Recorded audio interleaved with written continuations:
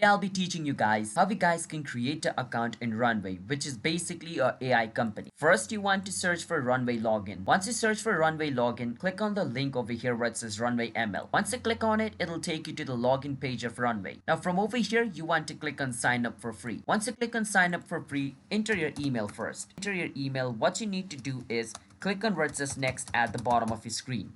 Once you click on next, it'll take you to the next step.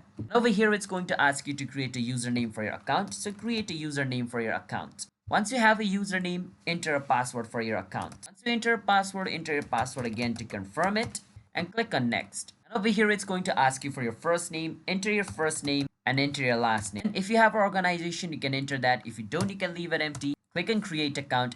An account under that email, that username will be created. Now it's going to send a verification code to your email. So go open your email and type in the verification code and verify your email. Once your email is verified, your account will open up. That's how you guys can create a Runway account or sign up for Runway. If you guys found our video helpful, hit the subscribe to our channel one step. I'll see you guys next time.